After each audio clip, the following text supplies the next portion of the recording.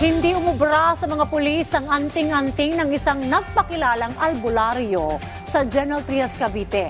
Matapos madiskubre ang kanyang modus na peking agimat. Yan ang ulat ni Ryan Lasigas. Aba, huy! Tabi! Dito ka magte-testing sa bahay? Oo. Oh, ano ba yan? Ano ba? Ano ba?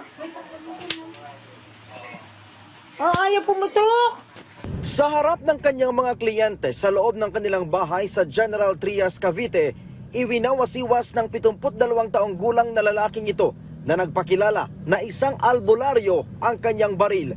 Sa pamamagitan ng pagbaril sa unan na may nakalagay na papel na kanya umanong dinasalan, ipinapakita nito sa kanyang mga parokyano na mabisa ang kanyang orasyon at ang kanyang mga ibinebentang anting-anting. Pero ang kanyang orasyon tila walang epekto sa mga kapulisan. Matapos makumpirma ang kanyang modus, Tayo ay may karapatan ng manahimik o magsuwa ng ibo.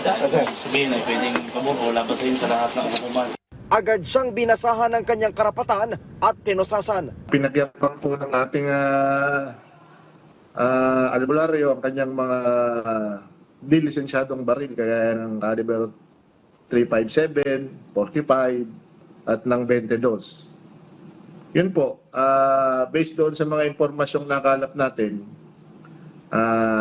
nag-conduct tayo ng intelligence build-up, case build-up, para po makapag-file ng search warrant doon sa kay alias Dante na isang self-proclaimed faith healer po doon sa kanilang lugar. Nag-ugat ang operasyon matapos na magsumbong sa mga pulis ang naging kliyente ng suspect. Bukod kasi sa panggagamot, inalok din siya na sumali sa grupong Haring Bakal. Parang mga grupo ng, hindi naman to isang organisasyon parang mga samahan lang na kung tawagin ay Haring Bakal, pero hindi naman sila legitimate na as grupo na nakarehistro, kagaya ng ibang mga fraternities. Parang samahan lang ng mga iba't ibang klase ng tao doon sa lugar na iyon. Ipinagyabang din umano nito na meron siyang samut-saring baril na kalaunan ay napag-alamang hindi lisensyado. Opo ma'am, may mga katabing residente at napakadelikado nun ma'am kasi kumbaga kung halimbawang bumili sa kanya yung isang tao at naniwala na yung kanyang anting-anting ay epektibo at tinesting nung tao na bumili yung nabarilin yung sarili niya, siguradong delikado sa buhay ng isang tao yun dahil hindi naman totoo yung sinasabi niyang anting-anting.